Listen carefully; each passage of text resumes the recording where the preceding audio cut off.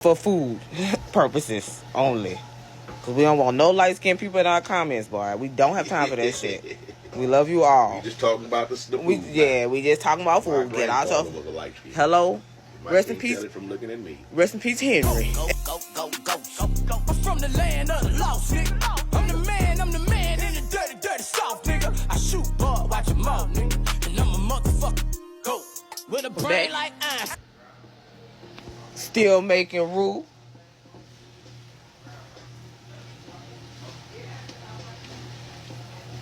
So it's getting browner. We had to take a Christmas detour, y'all.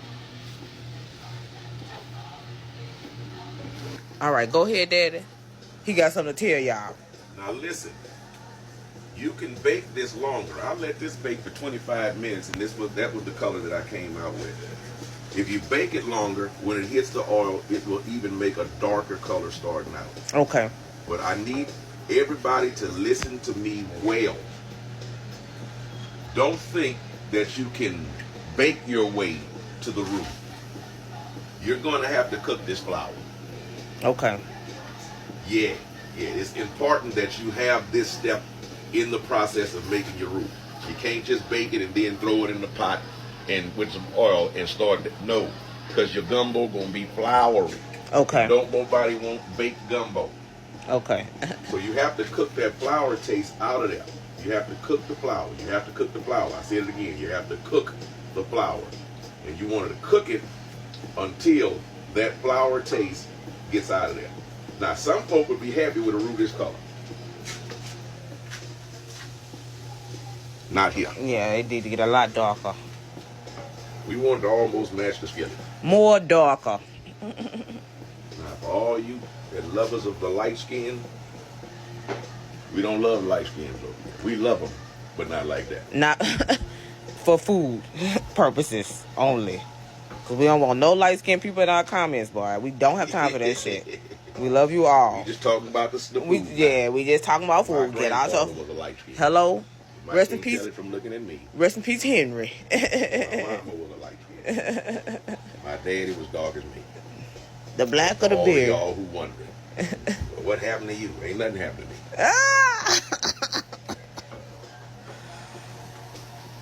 Okay, so I'm gonna add some pepper. Okay. Do you know them? Do they say, do you know the man? Is that what they say? Do you know the man? Yeah. Do you know the man?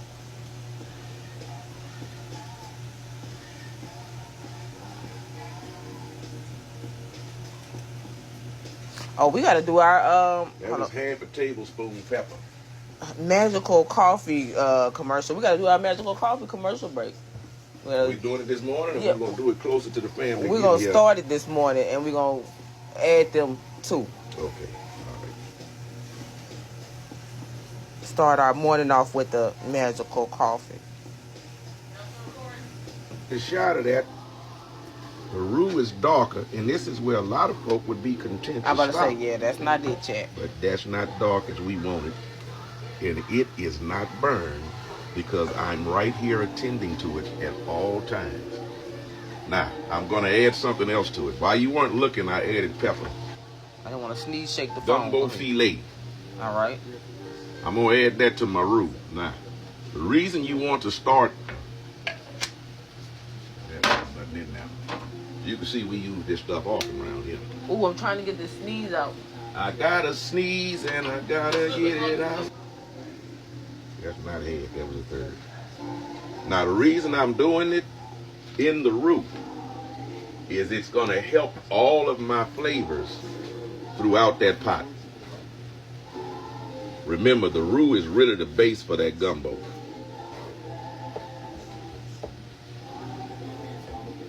And again, just the addition of that, now it's already giving it that rich gumbo smell. Now there are folk who make gumbo without okra, and they say all they need is filet. And I hear folk pronounce it, saying that it's called the gumbo filet. Quit that. What is it called? Number one, You can make your gumbo however you want, because that's how cooking goes with any dish. That part. But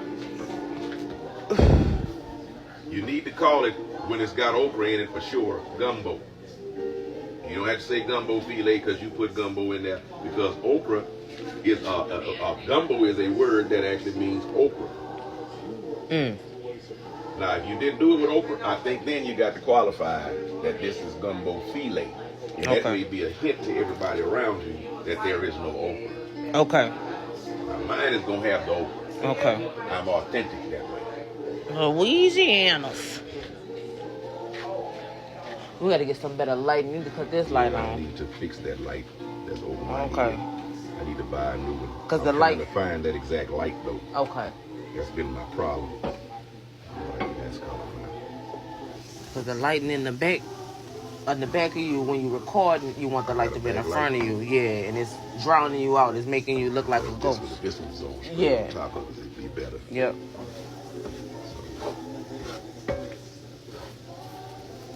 So maybe in the future we'll cook this stuff in the outside kitchen. Okay. All right.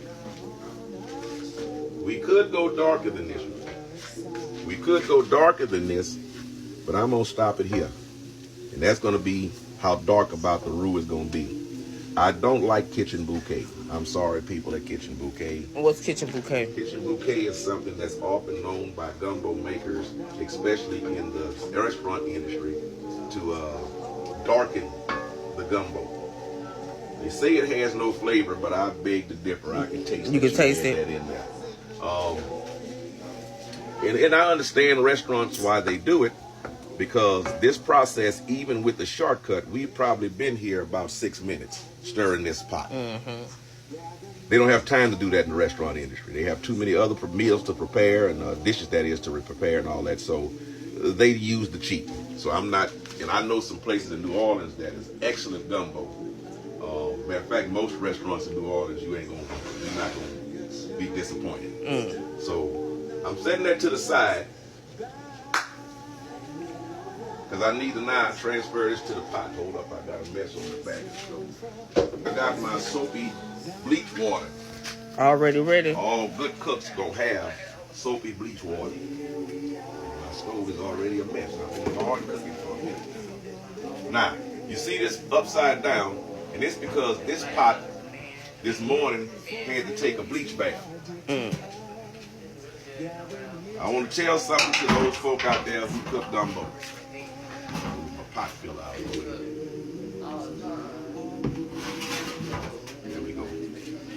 A lot of people have had big pots of gumbo like this that they keep out on the stove all of Christmas Day or Thanksgiving Day and that kind of thing. And you've had it spoiled. A lot of times the aromatics have been the reason for the blame, taking the blame for the spoilage. Let me let you in on a little secret. Usually it's not your aromatics. You wash them things down and everything. Usually what kills a gumbo like that is bacteria. So where do we start? We start almost like, I practically act like when I'm making wines. Okay. I sterilize everything that's going into that wine, especially when it's in the fermentation phase, especially when it's in the first phase because I'm using real fruit. You should bleach everything that you're going to cook with. Listen to me good. Bleach everything. Bleach, wash, let it dry, air dry like I did with this pot. That's why I was sitting to the side to make sure all the bacteria are gone from the pot initially. Keep your hands clean. Make sure you wash everything except for your cooking stuff that don't supposed to get washed when you're cooking. Here's another big one. Control the going in and out of your pot through the day. Because the bacteria may not have been in there when you were cooking. But somebody getting gumbo out, putting it in their bowl, take your spoon and set it on the counter. A lot of hands have touched the counter today. And the spoon. Now that spoon has the bacteria from all those hands, and the next person comes along to ladle out their gumbo, you got bacteria in your pot. Okay. So just little hints, because I hate to see a good gumbo die. We hate to see a good pot of gumbo go to waste. So here's what we're going to do. Hold on. I'm sorry. All right. Pause. We'll see y'all next episode as we turn this roux into gumbo.